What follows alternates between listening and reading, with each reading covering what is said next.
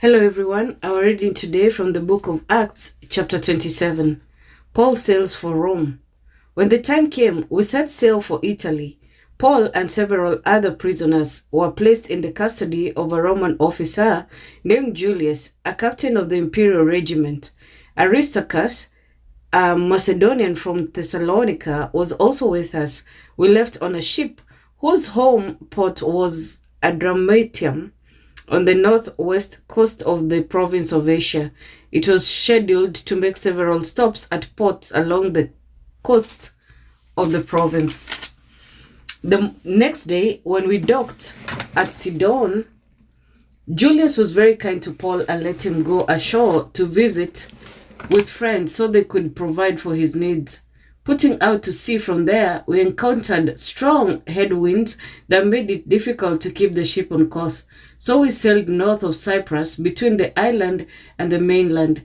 Keeping to the open sea, we passed along the coast of Cilicia and Pamphylia, landing at Myra in the province of Lycia.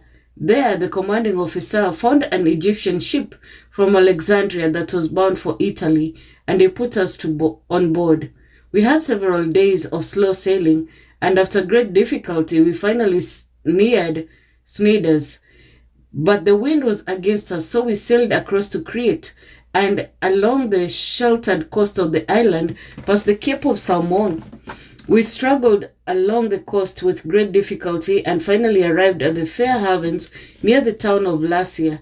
We had lost a lot of time. The weather was becoming dangerous for sea travel because it was so late in the autumn, and Paul spoke to the ship's officers about it. Men, he said, I believe there is trouble ahead if we go on. Shipwreck, loss of cargo, and danger to our lives as well. But the officer in charge of the prisoners listened more to the ship's captain and the owner than to Paul.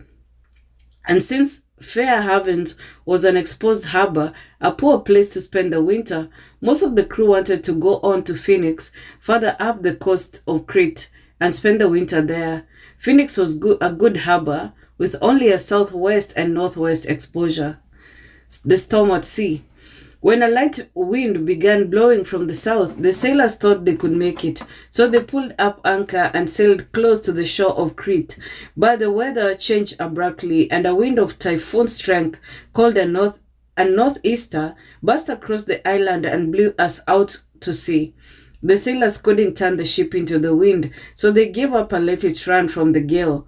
We sailed along the sheltered side of a small island named Cauda, where with great difficulty we hoisted aboard the lifeboat being towed behind us. Then the sailors bound ropes around the hull of the ship to strengthen it. They were afraid of being driven across the sandbars of Syrtis off the African coast, so they lowered the sea anchor to slow the ship and were driven before the wind. The next day, as gale force winds continued to batter the ship, the crew began throwing the cargo overboard. The following day, they even took some of the ship's gear and threw it overboard. The terrible storm raged for many days, blotting out the sun and the stars until at last all hope was gone. No one had eaten for a long time. Finally, Paul called the crew together and said, Men, you should have listened to me in the first place and not left Crete. You would have avoided all this damage and loss, but take courage. None of you will lose your lives, even though the ship will go down. For last night, an angel of the Lord to whom I belong and whom I serve stood beside me, and he said, Don't be afraid, Paul, for you will surely stand trial before Caesar. What's more, God in his goodness has granted safety to everyone sailing with you. So take courage, for I believe God. It will be just as he said, but we will be shipwrecked on an island. The shipwreck. About midnight on the 14th night of the storm, as we were being driven across the Sea of Adria, the sailors sensed land was near. They dropped a weighted line and found that the water was 40 meters deep. But a little later, they measured again and found it was only 30 meters deep. At this rate, they were afraid we would be driven against the rocks along the shore. So they threw out 4 anchors from the back of the ship and prayed for daylight. Then the sailors tried to abandon the ship. They lowered the lifeboat as though they were going to put out anchors from the front of the ship. But Paul said to the commanding officer and the soldiers, "You will all die unless the sailors stay aboard." So the soldiers cut the ropes to the lifeboat and let it drift away. Just as day was dawning, Paul urged everyone to eat. "You have been so worried that you haven't touched food for 2 weeks," he said. "Please eat something now for your own good, for not a hair of your heads will perish." Then he took some bread, gave thanks to God before them all, and broke off a piece and ate it. Then everyone was encouraged and began to eat. All 276 of us who were on board. After eating, the crew lightened the ship further by throwing the cargo of wheat overboard.